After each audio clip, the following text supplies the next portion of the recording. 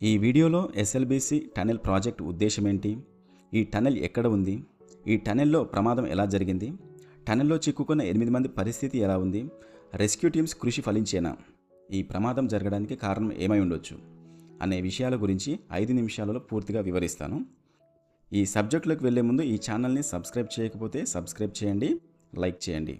ఎందుకంటే మీరిచ్చే ఎంకరేజ్మెంట్తో నేను మరిన్ని వీడియోస్ చేయడానికి హెల్ప్ అవుతుంది. ఓకే, ఇక టాపిక్లోకి వెళ్తే ఈ ఎస్ఎల్బీసీ ప్రాజెక్ట్ ఉద్దేశం ఏంటంటే ఉమ్మడి నల్లగొండ, ఉమ్మడి మహబూబ్నగర్ జిల్లాలో సుమారు 4 లక్షల ఎకరాలకు సాగునీరు, 1000కి పైగా ఊర్లకు తాగునీరు అందించాలనే ఉద్దేశంతో 1980లో ఆలోచన వచ్చిన 2005లో మొదలుపెట్టిన ప్రతిష్టాత్మక ఇరిగేషన్ ప్రాజెక్ట్ ఎస్ఎల్బీసీ, అదే శ్రీశైలం లెఫ్ట్ బ్యాంక్ కెనాల్.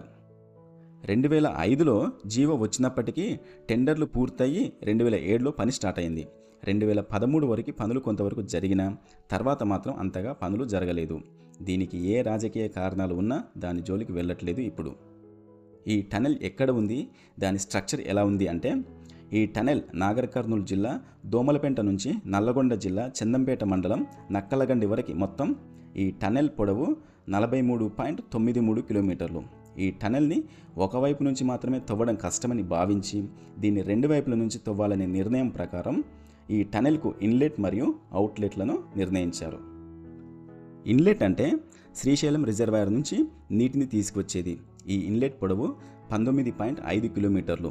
ఇందులో దాదాపుగా 14 కిలోమీటర్లు పూర్తయింది. మిగిలిన 5.5 కిలోమీటర్లు తవ్వాల్సి ఉంది.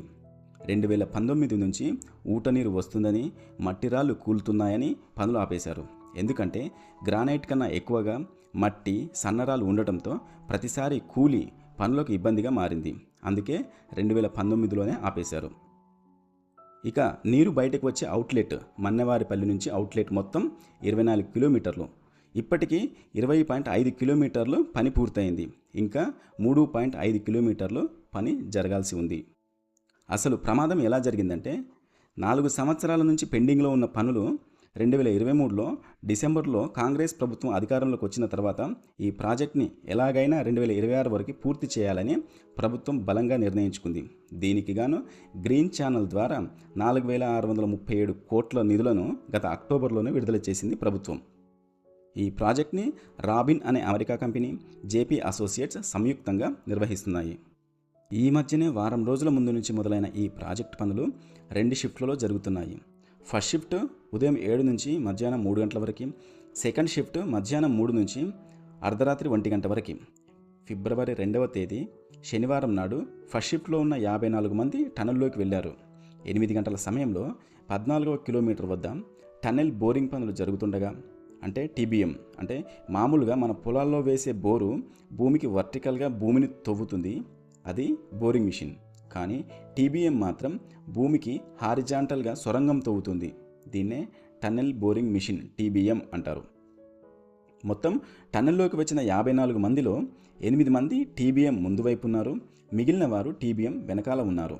అలా టీబీఎం ముందు భాగంలో పనులు జరుగుతుండగా నీరు కారడం, మట్టి లీకేజ్ వలన సిమెంటుతో చేసిన సెగ్మెంట్ బ్లాకులు కూలిపోయి రాళ్ళు రప్పలు పడడం, నీరు చేరడం, 124 మీటర్ల దూరం పెచ్చులు పడడం, 8 మీటర్ల వరకు నీరు చేరటం, ఇలా ఇవన్నీ అరగంటలో జరగటంతో టనెల్ వెనక ఉన్న 46 మంది టనెల్ ప్రమాదం నుంచి బయటకు రావటం, టనెల్ ముందున్న 8 మంది మాత్రం అక్కడే చిక్కుకుపోవడం, ఇవన్నీ అరగంట నుంచి గంట వ్యవధిలోనే జరిగిపోయినట్లు అక్కడి ప్రత్యక్ష సాక్షులు చెబుతున్నారు.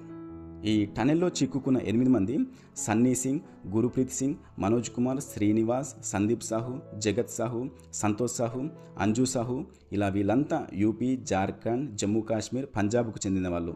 వీళ్ళంతా జేపీ అసోసియేట్స్, రాబిన్ కంపెనీలలో పనిచేసే engineers, technicians, helpers.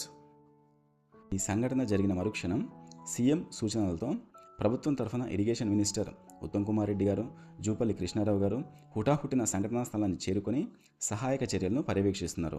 NDRF, SDRF, HYDRAA, navy, army, fire, Singareni సిబ్బందితో 24 గంటలు షిఫ్ట్ల పద్ధతిలో సహాయక చర్యలలో పాల్గొంటున్నారు. వీళ్లతో పాటు పుష్ కెమెరా ద్వారా లోపల పరిస్థితిని పరిశీలించే ప్రయత్నం, మంగళవారం రోజున 12 మందితో కూడిన ర్యాట్ హోల్ మైనర్స్తో ఆ 8 మందిని కాపాడే ప్రయత్నాలు జరుగుతున్నాయి. ర్యాట్ హోల్ మైనర్స్ అంటే వీళ్ళు ఎలుకల వలె చిన్న రంధ్రాలను చేసుకొని మనుషులను కాపాడే టీం. అసలు ఈ ప్రమాదానికి కారణం ఏంటి అంటే, పనులు ప్రారంభించడానికి ముందే టీబీఎం ఉన్న ప్రాంతాన్ని జియోలాజికల్ సర్వే ఆఫ్ ఇండియా పరిశీలించి పర్మిషన్స్ ఇవ్వాలి. ఊటనీరు రావటం, దానితో తేలికపాటి నేల కూలటం, సిమెంటుతో కట్టినవి కూడా కూలటం వల్లనే 2019లో పనులు ఆపేసినప్పటికీ మరి ఇప్పుడు ఎలా పర్మిషన్స్ ఇచ్చారు అనేది అందరికీ వస్తున్న ఒక పెద్ద ప్రశ్న. ఏది ఏమైనా ఇంతమంది ప్రయత్నాలు ఫలించి లోపల ఇరుక్కున్న 8 మంది ప్రాణాలు బ్రతకాలని ప్రార్థిద్దాం. భవిష్యత్తులో మళ్ళీ ఇలాంటివి జరగొద్దని వేడుకుందాం. ఓం నమః శివాయ. Thank you.